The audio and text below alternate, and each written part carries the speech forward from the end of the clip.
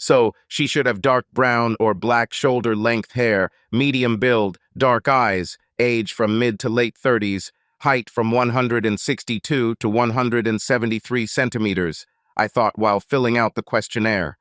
A sense of humor is a must, but intelligence is already clear, I thought, laughing at my joke. Speaking a second language, preferably Spanish or Japanese, and a love for children were very important. I reviewed my answers, tweaked them a little, and submitted the questionnaire. I also added a short paragraph about myself, without mentioning names, and explained why I was doing this. I wasn't looking for a runway model, far from it. I wanted an ordinary woman who would be happy with me and my lifestyle, which includes my 2 children. You see, I love the feeling of being in love, and I really enjoyed being married, just not to the woman I was currently married to. We've lived together for 8 years and won't make it to the 9th. Looking back, I probably shouldn't have married her in the first place. But damn, we had the same arguments even before we got married, although I hoped that over time she would mature and change. Unfortunately, this never happened. Even after having 2 children and countless fights, she still could not see anything wrong with her actions. Heather would just say that's just the way she is, with a nonchalant tone in her voice, and that would be the end of it, but not this time. She crossed the line too many times, and I was done. We didn't get married after high school or college. I wanted to establish myself in business. I wanted to have a stable life before settling down. My 2 best friends in the world went into business with me, and we spent 6 terrible years building our advertising company. We weren't giants, but we had a good customer base and were growing year after year. I met Heather at a friend's party 2 years earlier when our business was just starting to take off, slowly but surely. She was blonde, tall, and very attractive. I'm not a troll, but I don't have the look that makes women lose their heads. Rather, I'm a little above average, and if you don't like me, well, that's your business. I remember in college I once asked the most beautiful girl I had ever seen to dance. I was a freshman, and my 2 friends bet me that I wouldn't dare ask her out. She turned down 99% of the guys who asked her out and just stood there with her group, looking great when I approached her. "Would you like to dance?" I asked, knowing in advance what she would say. She looked down on me and said it wouldn't get better. "Thank God," I said loud enough for everyone to hear. "For a moment I thought you would agree, and then I would have to actually dance with you. I only invited you out of politeness, you see, an arrogant, self-centered piece of trash like you probably rarely dances because your head is shoved too deep into your ass, but I decided to ask anyway. However, if you'll excuse me, I need to go to the toilet," I said, walking away from her and her stunning company. Some people started giggling. As you can see, I have no problem calling a spade a spade. Well, not before, not until I met Heather. I guess I didn't notice what she really was like. Getting back to Heather, for some reason she decided to agree to go out with me when I invited her. I wasn't sure why, but I was happy nonetheless. We were busy, so we didn't meet much. Damn, she already had a lot of fans. She was always friendly when we met, and after the 5th year of business, our business began to calm down and my thoughts turned back to women. I had a few dollars in my pocket, and for the first time in a long time, I could afford a woman more than just a movie and pizza after that. "Steve, how are you? Still working until midnight?" Heather met me, catching up with me in the shopping center. "There is still work to be done, but we are starting to see light at the end of the tunnel. And how are you? Still at the same accounting firm?" 4 years next week," she said proudly. "Should we go somewhere to eat and chat?" "Of course it would be great. I'll look at my schedule and call you back," I said, astonished by the fact itself. "Great, I'm waiting for your call," she said with a big smile. "Well, I have to go. I have a hair appointment and I don't want to be late." She waved and disappeared in less than 2 minutes. I won't bore you with the details of our dates after that or my clumsy attempts at courting Heather. Let's just say I did my best and had some success. Okay, it was like 7th heaven for me. We dated off and on for 6 months when we decided to become a couple. We've been through a lot together, but she said she wouldn't go all the way with me until she was completely ready. When we celebrated 4 months of our romance, I decided to give her an unforgettable evening. On Saturday, I took her to a fancy restaurant. We took a carriage ride around the lake and ended the evening at a decent nightclub. It was not for teenagers, but for a more mature audience. It was crowded, and I couldn't catch the waitress's eye. "Wait, I'll go to the bar and get us some drinks." "I'll be back soon," I said, making my way through the crowd. It only took me 10 minutes, but when I got back to our table, I noticed she wasn't there. "Maybe she's in the ladies' room," I thought as I sat down and waited. She wasn't hard to spot on the dance floor with her blonde hair. I couldn't believe my eyes, so I stood up to see better. Yes, it was Heather with some very tall guy. They were dancing to some salsa music, and she looked amazing dancing, but too close to him for my comfort. When the dance ended and the slow music started, I assumed she would return to the table, but as they continued dancing, something clicked in me. It took me 3 months to get this close to her. If the music hadn't stopped at that moment, I would have gone over and stopped it myself. She returned to our table with a big smile on her face. "You're back," I said as she picked up her margarita. "It's hot there." She fanned herself with one hand and sipped her drink with the other. "I needed this," she added, putting the glass down. When another guy came up and asked her to dance, she was ready to get up and go with him, but I intervened. "If you go dancing with him again, you'll find another way home tonight. Steve, it's just a dance. And we're also just on a date, right? Steve, you said to yourself that you don't like dancing, but you know how much I like it," she said, standing up. "It's just one dance, and I'll be back in 5 minutes. When she took 2 steps away from the table, I stood up. I abruptly put down my drink, turned around, and started to walk away. I heard her calling me, and by the time I got to the door, I knew she was following me. I gave the valet my receipt and waited. "Steve, what the hell are you doing?" "I'm leaving, don't you see?" "Were you going to leave without saying a word?"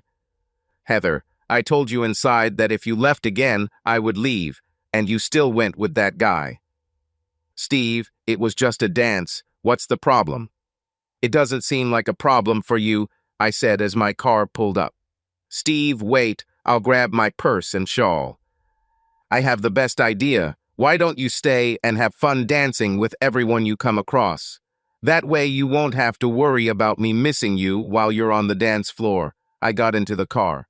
"Don't call me, I'll call you myself," I shouted through the window to an already furious Heather. I left feeling like Paul Newman in Cool Hand Luke. "We have a misunderstanding here," I remember him saying from the window just before he was shot. Heather and I had the same experience.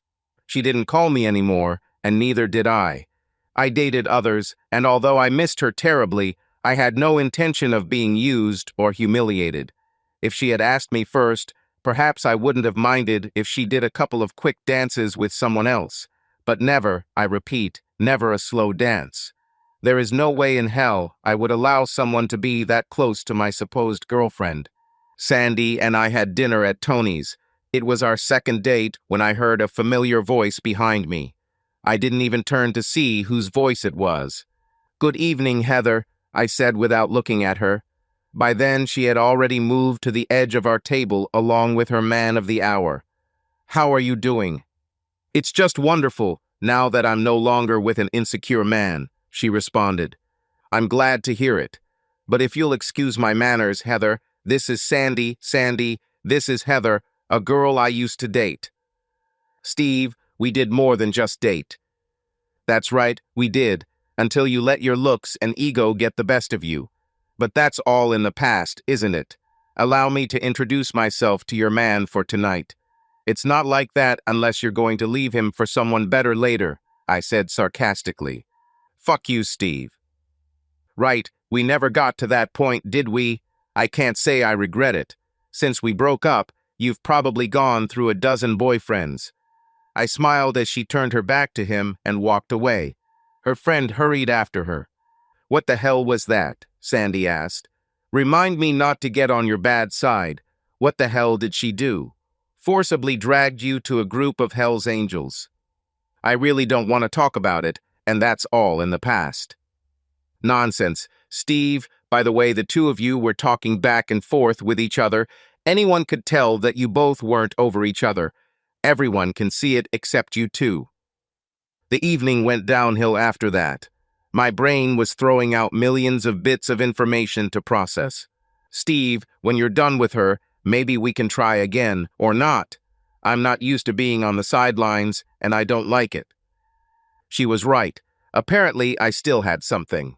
I mumbled something about calling her, but we both knew that wouldn't happen. I received another kiss and drove away in my car, not knowing where to go. The next week and a half was hard. We were late on 2 projects and had 3 others in the queue. When Ken told me to pull myself together, I knew he was right. I can't get Heater out of my head. Steve, listen, call her, buy her dinner, sleep with her, and come back tomorrow with a clear head. I need you 100% so we can finish the rest of the projects on time. So, if you don't mind, let's get back to work.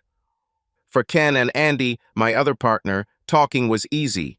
Both had fiancés who adored them and were well aware that they were working around the clock to complete the project.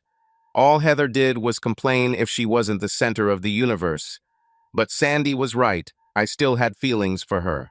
I was afraid to call and sent her an email instead. I asked if she was busy on Saturday and said I wanted to talk. When she answered and asked if that included dinner, I knew she would. I felt better, and so did Ken and Andy, when I finished my project and helped them both complete theirs. See, we were equal partners, and when we wrote the corporation's bylaws, we made them very strict. Thus, neither of us could sell our shares without the approval of the other two. The majority solved all cases. Each of us had our own specialties. Ken was a fantastic salesman, and Andy was a phenomenal graphic designer. I was able to come up with slogans and put the whole project together, including making sure we made money. We were a good team. Steve, what the hell are we doing here? Heather asked when we finished ordering. Just 2 old friends having dinner together, that's all. Come on. And what kind of email? Were you afraid to call? Afraid I'd say no and bruise your little ego? With these words, I stood up. You're probably right. It was stupid to think that you had changed. I put my napkin back on the table and stood up to leave. You will always be a selfish bitch. You will never think about anyone but yourself. Sit down. It was a stupid fucking joke. Couldn't the girl joke a little to lighten the situation? If it was a joke, it's not funny, and before we clear things up, I have a couple of things I need to say. Can we at least wait until the end of dinner before you start laying out your terms? I'm more than a little hungry, and if this gets too crazy, I don't want to miss out on what should be a great dinner. Why don't we have a couple of drinks, have a quiet dinner, and then deal with this after? She said with a smile that could melt the coldest heart. Okay, truce until dessert. Who said I'll give you dessert? Maybe a kiss, but I didn't say anything about dessert, she replied, taking a sip of wine. It turned out that she didn't mean what I thought about dessert, and her version was much better than mine. Well, isn't this better than screaming and yelling at each other? She asked as we were both lying in bed. Now about those terms and conditions. We resolved most of our differences that weekend. We set boundaries for each of us and developed a safe word when one of us crossed the line. More than once I received a call or email from Heather with one word, chocolate. We both knew what this meant. Gotta go, guys. See you in the morning. Steve, where the hell are you going? We can finish Carter's layout by 9 if we work together, Ken told Andy and me. Andy looked exhausted, and I was only running on 4 cylinders. Heather is waiting for me for dinner, and I would rather see her face than yours over a cold pizza, I replied, putting on my coat. Besides, she has a much better body than you, and I hope to get some before I get too tired. We became a couple again, and 2 months later, she moved in with me.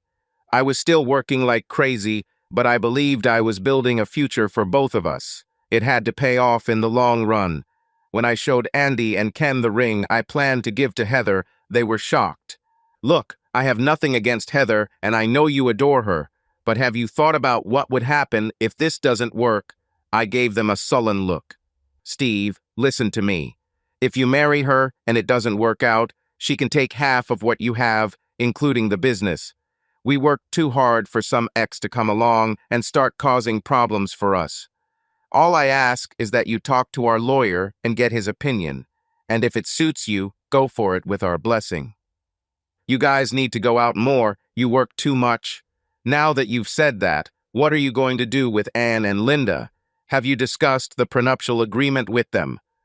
They both said that their fiancés were fine with it, and if I don't believe them, I can ask them myself. Guys, this is so impersonal, and I know it will cause an argument. Steve, wouldn't it be better to find out now before you propose? If you do this later, she will definitely think that you have doubts. Get her consent now, and then propose. This way you will be protected, and it will never come up again. You'll sleep a lot easier knowing you're protected, Andy said. He was wrong. I was a coward when it came to Heather. I controlled every other girl I'd ever dated, but when I looked at her, my knees shook and my brain failed. A week later, after dinner and sex, I raised the question in what seemed like an indirect way. Honey, can I ask you something? I started our conversation. Of course, dear, ask anything, she replied, settling comfortably next to me. Do you trust me? Do you think I'll ever hurt you? No, I hope not. Why do you ask? Have you done something? Now she sat looking at me. No, I didn't do anything. Just thinking about us and our future, that's all. Darling, I think about us every day and how happy I am. You know, I worked hard to make our business grow. I see this as our nest, for our future. You work too much and your partners don't appreciate everything you do for them, she replied, making what I should have asked even more difficult. We each have our own specialty and we work together to get the job done. It's always been like that. But when we formed the company, we put in some bylaws that prevent anyone else from owning shares in the company. This way, only the three of us will ever own the company. What if one of you wants to come out, or what if one of you dies? Then the other two will buy out the third share, and it will remain with the original owners. Steve, what does this have to do with us? I'm getting there, I whispered as sweat began to roll down my back and sides. Would you object to signing a prenuptial agreement? I said, uncertainty, expecting an explosion. So, you're asking me to marry you, right? And you want me to give up my rights to anything and everything, so that when you get tired of me, you can throw me out on the street like garbage. Is this the essence of everything? Heather stood up from the bed, and even in the dim light of the room I could see her blush. I started counting to 5 when it exploded. You pathetic piece of shit, who the hell are you? Look, honey, let me explain, I tried to say before she shot, stabbed, and hung me from the ceiling fan. The last thing I saw was her coming out of the door, which flew out of its hinges when she slammed it. It didn't go well. She disappeared for 3 days. I tried to reach her at work, but she didn't answer my calls. Thank you, guys, I said to my partners on the second day. Heather left me because I brought up that damn prenup, and now she won't even talk to me. Is there anything else you would like me to tell her? I'm sure you can think of a couple more things to make her angrier at me, if that's even possible. Steve, I'm sorry, but how would you feel if she left and you lost half of what you worked so hard to earn? Looks like I knew they were right. It just didn't make it any easier to accept. When I came home that night, she was already waiting for me. Do I look like some money-grabbing bitch? Do you think the only reason I'm with you is because of your money? So what? She shouted at me accusingly. Honey, I'm sorry about the other night. And no, I don't think so. It's just, if we get together and it doesn't work out. I started before she cut me off again. So this gives you everything and gives me nothing. Is that what you're saying? Can you go out to the left and leave me to my fate if I complain? Heather, I would never cheat on you. Oh, now I understand. You think that I am the one who will cheat. That's what it's all about. At least I'm glad I found out in advance what you really think about me. You really are a pathetic worm, aren't you? With these words, she turned her back to me. Now I'm angry. Okay, Miss Arrogance, what would you like to include then? I want to protect my business interests and everything I've accumulated up to this point. But if you have something to offer, it's time to speak up. She stopped and turned around. What if you cheat on me? What if in 10 years you want to replace me with a new and hot model? What will happen then? Well, we can put something in the agreement that will cover that. If you're afraid, I'll do that. I hate it as much as you do, but if everything is written in black and white, at least we will know the consequences if one of us decides to change. So if you cheat on me, I can have whatever I want.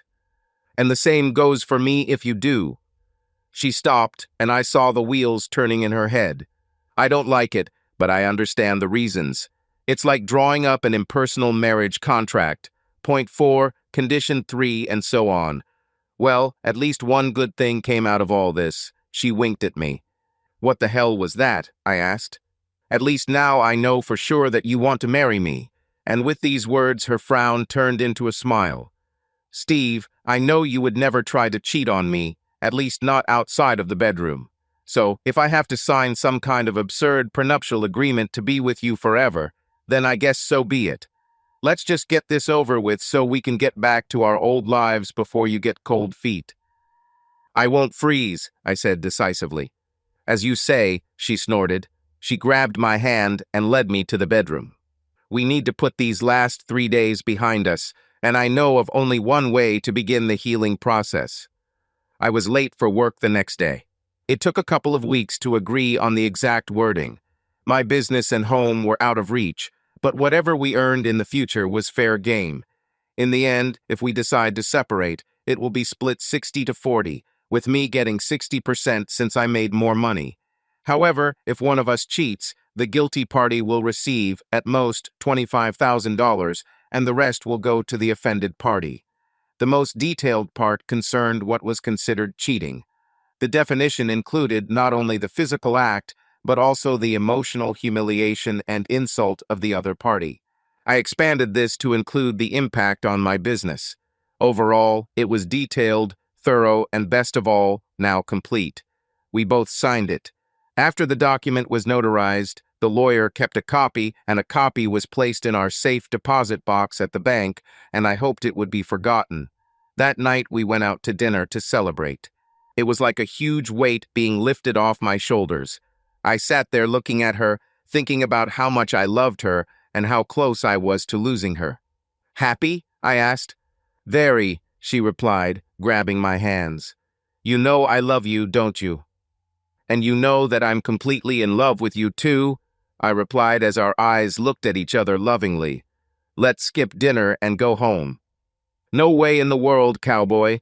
I'm hungry and I need a big piece of meat tonight, she said, looking at me. And maybe dinner too. What would you say if I asked you to marry me? You already asked me, don't you remember? I thought that with our conversation about the pre-contract, everything was decided. But I never said those words. Okay, Steve, let's hear them. She set down her glass of wine and folded her arms over her chest. Here, now? Where is even better? At least I will have plenty of witnesses to this momentous event, she laughed nervously. I knew she was only teasing me, knowing that I would never do this in public like in a crowded restaurant. But this time she was wrong.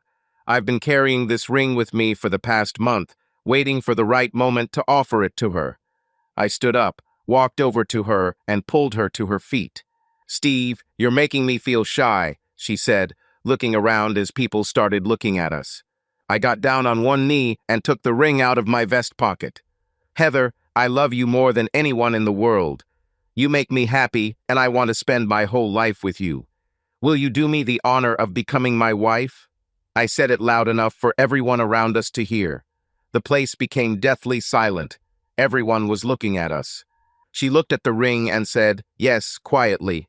Yes, you crazy fool, I will marry you, she finally shouted out loud. The place erupted with applause. The visitors applauded and shouted congratulations to us. 4 months later, we had a small wedding, and 2 weeks after that I found out she was pregnant with our first child. After Gary Michael was born, she quit her job and became a full-time stay-at-home mom, and when Casey was born, we felt like our family was complete, as she put it. 1 boy, 1 girl, and a house with a white fence. We had everything. We had dinner with my partners and their wives once a month. Both also got married. Every quarter, we held a party for all our clients. It wasn't a big deal, just dinner and drinks to thank them for their continued support. I probably started noticing this shortly after Gary was born, but I didn't pay much attention to it, although I probably should have. When she walked into a room, she wanted everyone to look at her. She began to dress provocatively enough to warrant this. It wasn't that noticeable at first, but then she started going overboard even more before she became pregnant with Casey. This stopped for a while after Casey was born because she spent an insane amount of time dressing our daughter in the frilly outfits she could find. She was my little angel, but for Heather, she was a dress-up doll. At our quarterly event shortly after our 6th anniversary, we had our first serious fight. I interacted with the guests along with my partners, and Heather communicated in her own way. I don't think she was drunk. Maybe she had a little to drink. However, she became too friendly with several men in the crowd. She always loved to dance and was a great dancer, but what she did on the dance floor was more than a little provocative. The worst thing about it was that I wasn't the first to notice. It was Anne, the wife of one of my partners. "Steve, is Heather drunk?" "I don't think so. Why do you ask?" She just turned me towards the dance floor. I didn't know who this guy was with whom she was dancing so openly. When the song ended, I was there. I grabbed her hand and asked her what the hell she was doing. "Steve, I'm dancing with the son of your oldest client. He asked me to dance, and I agreed. What is the problem?" "The problem is that I don't like my wife dancing with another man like that on the dance floor," I replied. "That's how all the young people dance now. It's not a big deal." "This is a big deal to me, and you're not a young kid. You are married and have 2 children." "Steve, I may be older and have 2 kids, but I'm not dead yet," was her response. "I'm not telling you not to have fun, but when my partner's wife tells me what you're doing with some guy on the dance floor, it becomes my business. Think about what my other clients think. They're probably saying how lucky I am to have such a hot wife." She tried to smile. "Not with this group, Heather. These old people wouldn't say nasty things even if they had a mouth full of it. But know that they will reject a contract with us overnight if they think there is something going on that could affect their business." "Okay, I'll calm down, but you really need to relax." It was a long trip home. We were arguing about what behavior was acceptable for the wife of one of the owners. I expressed my opinion, and she just rolled her eyes. After that, it only got worse. At a charity auction 2 months later, she wore a skirt that I thought was too short. I expressed my displeasure, and Heather said she wasn't going to change her clothes. "Steve, if you don't like the way I'm dressed, leave me at home and go yourself. You know I can't do this. They're both waiting for us." I resigned myself, and we went, which I was not very happy about. She managed to walk around the entire room that evening, although I tried to keep her at arm's length. We danced more than half of the dances, and when slow music was playing, she suggested that we go home and make love. I would love to, but now I need to cool down. We still need to stay at the auction. This is a business dinner, not a party for fun, I tried to explain to her. Heather behaved well before the auction began. We won several items that I could use in my work. We were about to leave when a date with one of the attractive bachelors began to be arranged. I was only distracted for a few seconds to find out that she and another woman were actively bidding for this guy. "What the hell are you doing? You are crazy," I quietly shouted at her through clenched teeth, trying to smile. "I'm just raising the price," was her response. "Now think about what you are doing, if it is even possible. My married wife is bargaining for a date with a bachelor. Everyone in the room knows who we are, and it makes it seem like I'm either okay with this or you don't care about our marriage. Either way, you made me feel ashamed. Grab your purse, smile at everyone, because we're getting out of here before you make any more trouble. Is it clear? You don't have to talk to me like that and treat me like a child. Honey, if I don't do this, your little brain won't understand what I'm saying." This was said with the same stupid smile on his face. We finally made it out of the building. The explosion started in the car, and boy, was it a huge explosion. "Steve, I'm not an idiot. I have an MBA and a degree in accounting, she told me. Then use your brain sometimes. You know what they say? If you don't use it, you lose it, I retorted. Keep going, and I know something you won't get to use for a very, very long time. Is this supposed to be some kind of threat? Not a threat, a promise. Poison sprayed from her lips. I was angry, she was angry, and neither of us made concessions or gave up. Needless to say, I didn't get sex that night or anything close to it, and not only that night, but the next, and even after that. Heard your wife almost bought a stallion the other night, Andy tried to joke. Office stuff is one thing, but if she bought it, you'd have to pay for it out of pocket. When he saw that this did not have the expected effect on me, he realized that the joke was a bad one. Steve, it was a joke. It's not funny now, and it wasn't funny that night either. So if you don't mind, let's just forget about it, okay? No problem, I just thought. I stopped him right there. Look, I've had enough of one person who doesn't think before they say or do something stupid. I don't want to worry about you either. Let's just get back to work. Not the best start to Monday. Luckily, work was busy and I could close the door and go about my business without worrying about anyone interrupting me. The atmosphere of the house was chilly to say the least, and if it weren't for our 2 children, I probably would have spent a lot less time there. We slept in the same bed, but there was like a 10-meter barrier between us.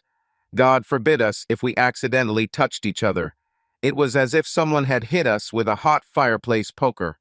Are you done frowning? Heather asked me after dinner on Friday. If you haven't already, I'm going to go out. I'm tired of getting frostbite since last Saturday. You still don't understand, do you? I said, looking at her.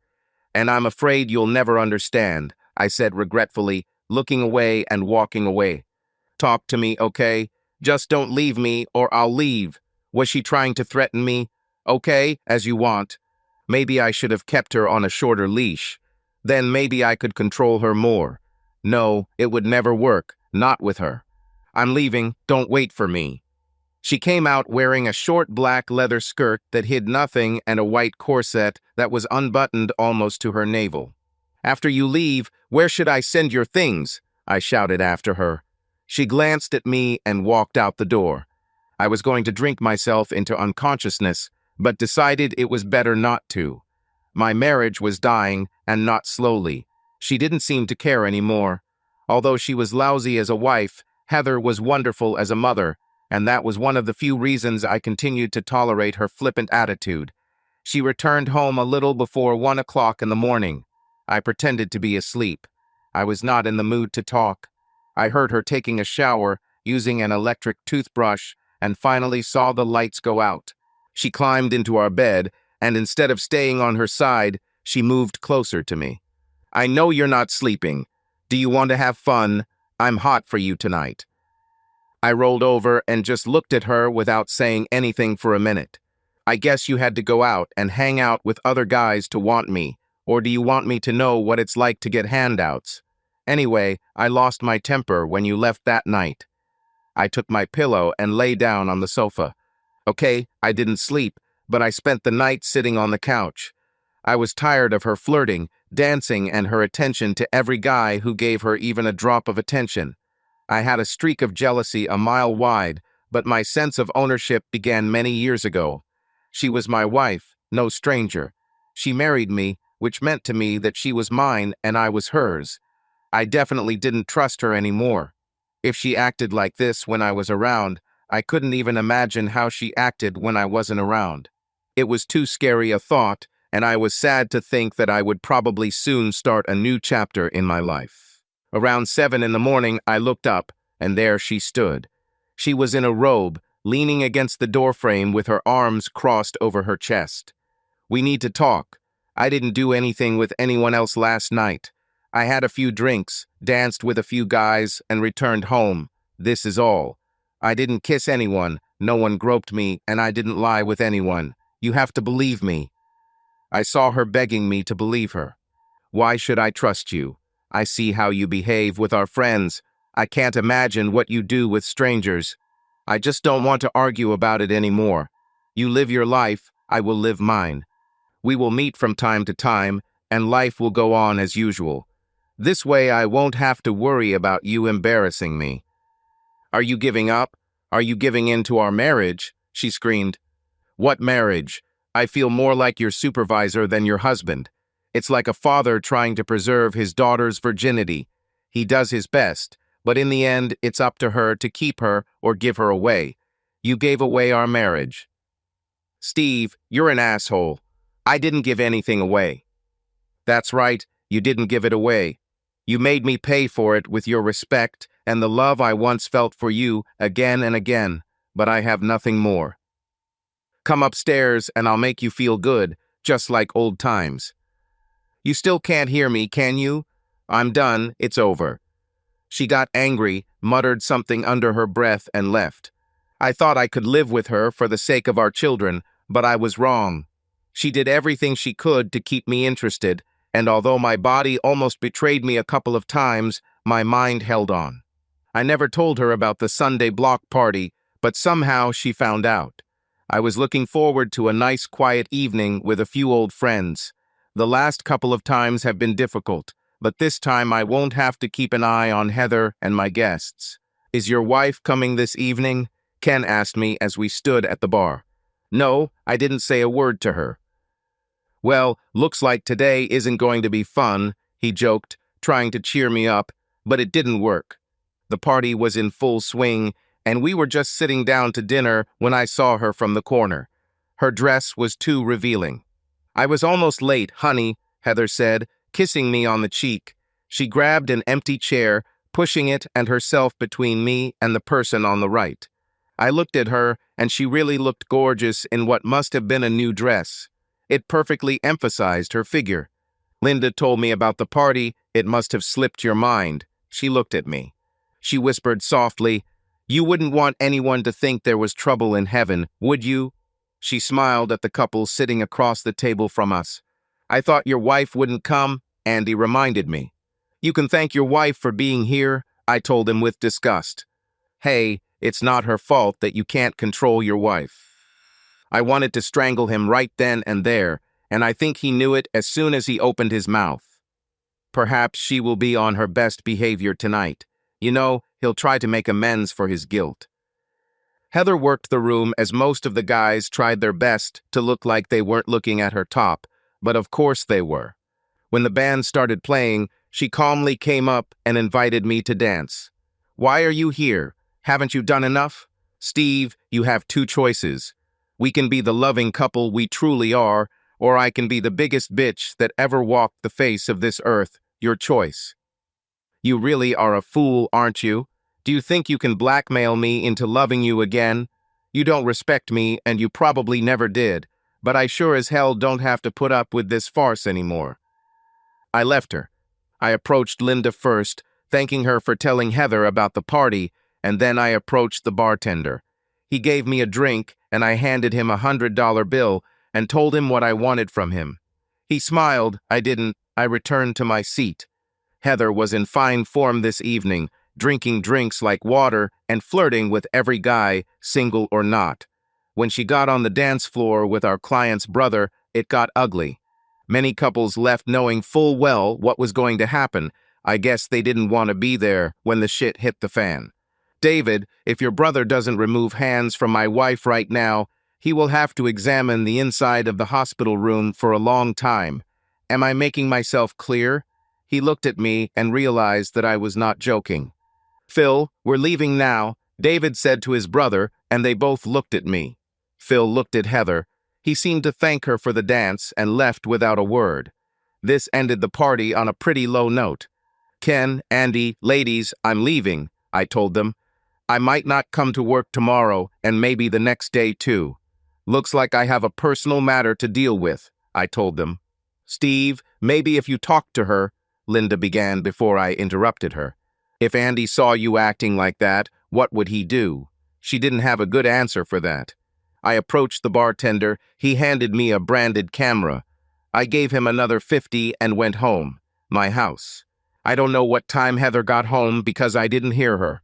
I found her sleeping on the living room couch on my way to the door. First, I went to the bank and emptied our safe. Then I went to the lawyer and gave him the camera and our prenuptial agreement. I told him I wanted a divorce and asked him not to attend the ceremony. I spent the next few hours on the computer moving stocks, bonds, and bank accounts.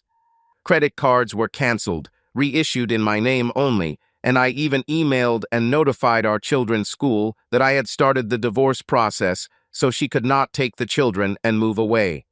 I made sure my lawyer prepared a court order signed by the judge that stated that I was to be notified immediately if Heather came to the school and tried to take the children.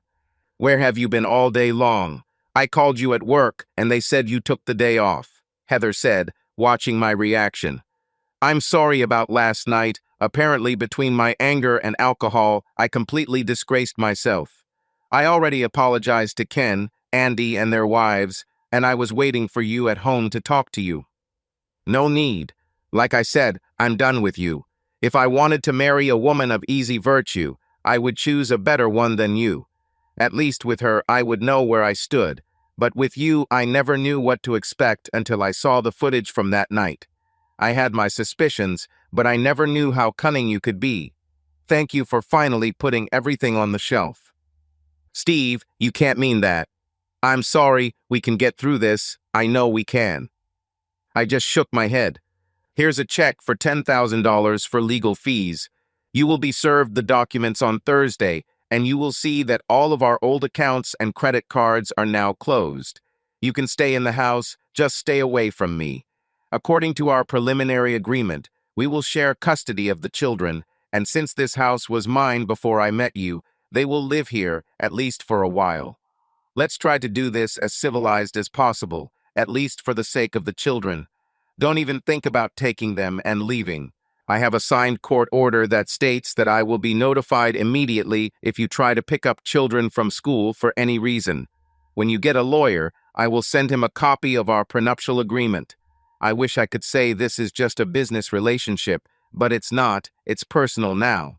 So if you'll excuse me, I need to tell our kids we're getting a divorce and make it as easy as possible for them." I was left stunned by Heather. She found a good lawyer, thinking she would get a lot of money with me. When he saw the agreement, the testimony I had collected from people at various parties, and the recording of her antics at the Sunday party, he had a meeting with her that was an eye-opener. She wasn't happy. The divorce went quickly because everything was clearly agreed upon. I don't know if she hated me, but she had to because my lawyer was merciless. Heather found herself in a one-room apartment with her jewelry, clothes, car, and a lot of money that would not last forever. I allowed her to see the children in the house, but I was always there. She got a part-time job as an accountant, and I heard that she also did some freelancing. I felt pretty good for the next 3 months. My children were with me because Heather could not support them. She saw them a couple of times a week. She was even allowed to visit them on weekends in her apartment. I tried not to interfere when she came to pick them up. I didn't have to see her if I didn't want to. I wasn't dating anyone other than I just didn't want to. We were busy and started to attract a lot of new clients. Then I was set up.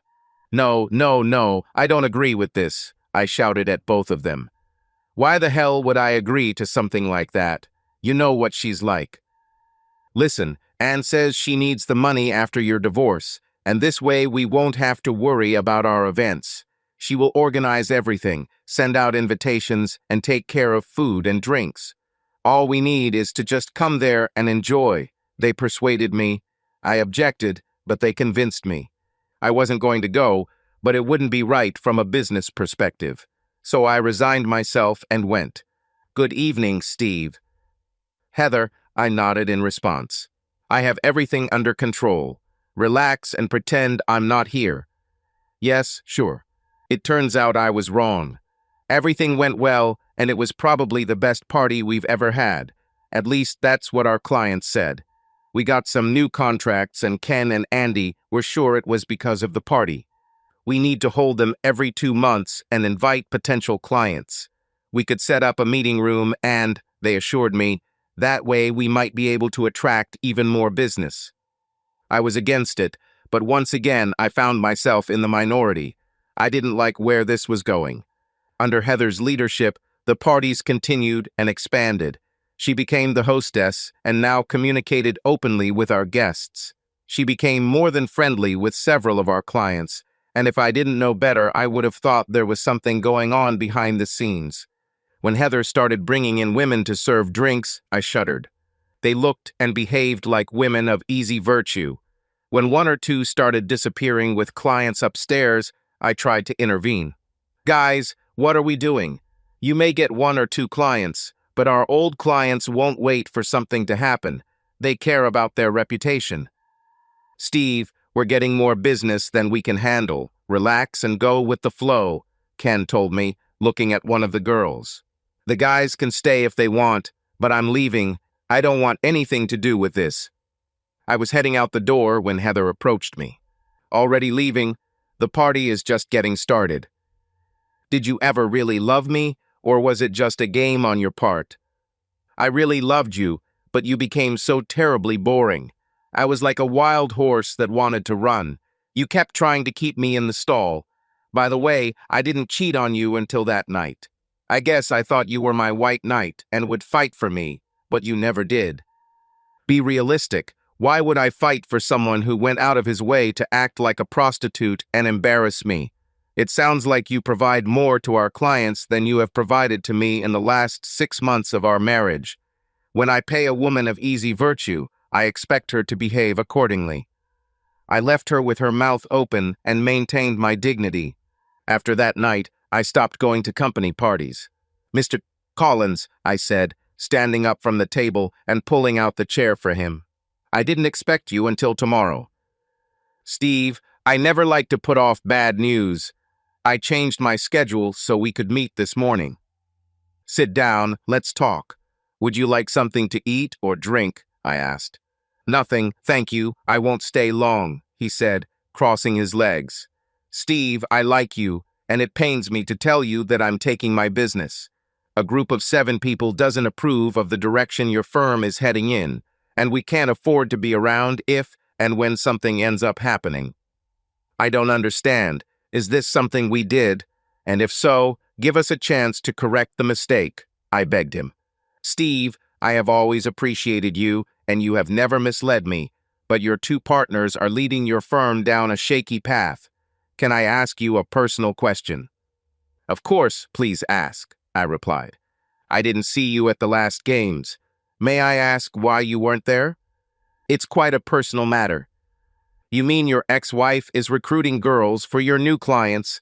Steve, one of them even had the courage to ask me if I wanted to go upstairs. As I said, we do not approve of the direction your company is heading in, and we are considering other options. Think fast, my brain screamed out loud. What if I can guarantee you that in less than 30 days our company will make a complete 180-degree turnaround? What if I told you that if this doesn't happen, I'll start my own company? Look, it's only 30 days, and if I'm wrong, what do you have to lose? Give me 1 month to prove this to you. I saw the wheels turning in his head. Okay, 30 days and not a day more. 30 days from this day, I will be here again to either shake your hand or pick up my business. Agreed. Thank you. I promise you I won't disappoint. I knew I had to quickly fix this hellish situation. Andy and Ken arrived late, as usual. Guys, we have a big problem. Some of our clients are going to leave. Damn it, he was with his wife. I told them we will fix it, but we only have 30 days. I need your help. What's the phrase? Deaf, stupid, blind, and stupid. That's who they were. They liked the party the way it was, and if some of the old guys didn't like it, they didn't care. Look, Steve, we have contracts with all of them. They can't just walk away without paying a huge termination fee, and they won't do it. You worry too much, they told me. To hell with them, I thought. I'm not going down without a fight. I took the phone. I set the meeting up for lunch instead of dinner because I didn't want anyone to know about it. Glad you both could come, I said to Anne and Linda. Why so secret, Steve? Asked Anne. Or should I say we, have a big problem. I then explained to them about my meeting with Mr. Collins and the conversation with their husbands yesterday. If I have to, I will start my own business. I worked too hard to build this business and see it destroyed because of my ex-wife and a couple of easy women. What kind of women of easy virtue? Anne perked up, straightening up in her chair. You haven't been to a party for the last 6 months. All these women serving drinks and snacks are Heather's hires. She told us they were former models, Linda added. More likely former models. They take potential clients to the top and offer them a small incentive to sign a contract. Our husbands would never agree to this, they both insisted. Are you going to the party on Saturday? I asked. Actually, no, they've become more like college parties than business events, Anne said, looking at Linda for confirmation. Now, a very personal question, were your prenuptial agreements the same as Heather and I? Steve, after we saw what Heather signed, we told our husbands that there was no way in hell we would sign that, and we didn't. I was amazed. You didn't sign anything. Just our marriage certificate, Linda said with a smile. My thoughts were spinning wildly. Can we meet on Sunday at my house, say at 10:30? For what? Asked Anne. I want to show you what really happens at these parties. I have a friend who will film everything. We can watch it together. Steve, isn't this a little sneaky? Anne felt uncomfortable. The question is, do you trust your husbands? I just want to put an end to what I think is going on, that's all. I'm sorry if I don't sound very sympathetic or concerned about Andy or Ken. This is my, and probably, your livelihood too. Well, I will do this with or without your consent. I just wanted you to know in advance. You can warn your husbands or leave it as is, it's your choice. Steve, are you really going to start your own business? Linda asked, seeming really worried. I wouldn't want it, but if I have to, then yes. Why don't we wait until Sunday? Perhaps their opinion will change after our conversation, and if not, well, then so be it. Since our company was paying for the rooms, the hotel had no problem getting my person to prepare everything in advance on Saturday morning. I told him I wanted video and audio in the dining room and both reception rooms. John, when everyone leaves on Saturday night, I want you to put away all the cameras and give me the CDS. I don't want to leave any traces that could come up and hurt me, okay? At least now I could confirm what I had heard or prove to my clients that they were wrong, even though I didn't think they were wrong. John brought everything just after 2 o'clock the next morning. Cameras, discs, and microphones, everything was in place. He left with a check for $700 in his pocket, and I went to bed. I wanted to look at one of the discs, but decided that it would be better to sleep because I didn't know what would happen next. Anne and Linda came to my house together. They had a bag of donuts and coffee from Starbucks. Turns out I didn't have to cook breakfast. Have you watched the disc yet? Anne asked, pouring herself some coffee and taking a donut. No, but I already put it in the DVD player. Well, let's see what we have, Linda purred as she finished her donut. It all started innocently enough. Maybe I was wrong, I told them. I then saw Heather look around and briefly leave the room. I switched to another DVD in time to see her enter one of the adjacent rooms and lock the door as she began to undress. She still looked good. The door opened and Ken walked in. Let's just say he didn't come for drinks and snacks.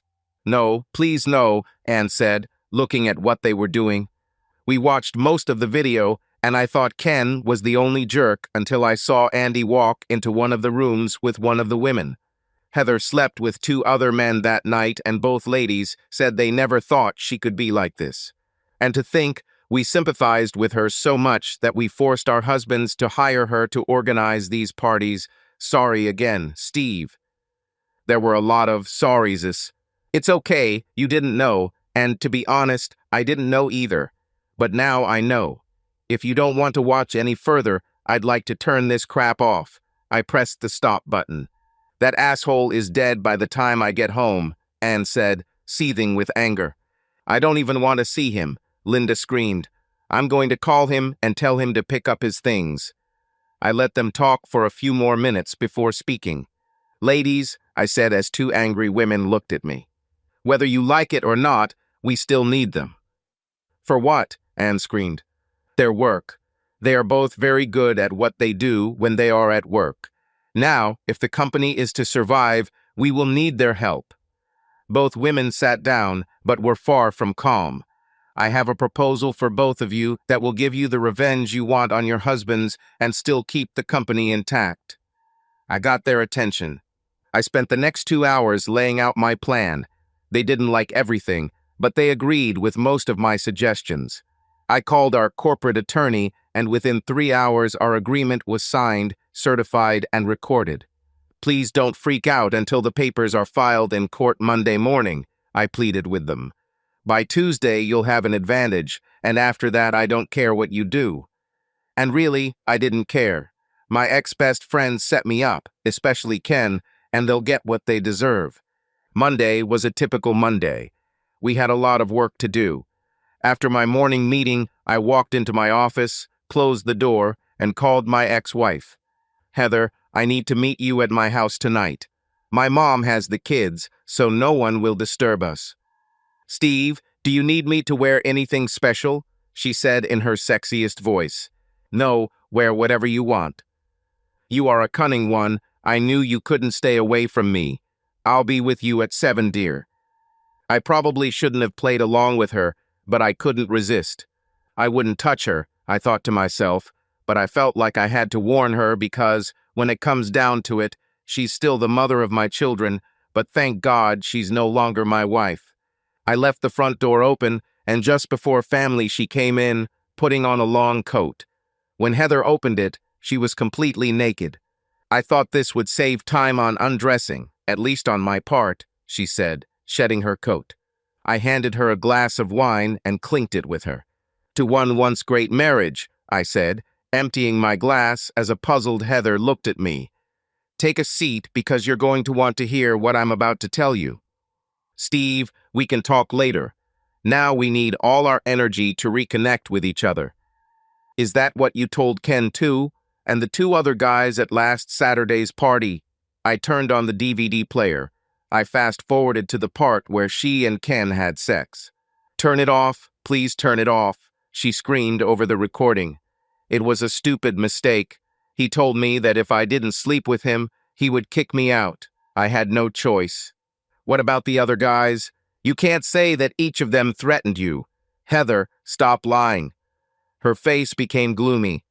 "What about the other 2 guys?" She had no answer to this. "The parties ended last Saturday. No more parties, no more messing around, no more Ken and Andy." "But they still owe me for Saturday."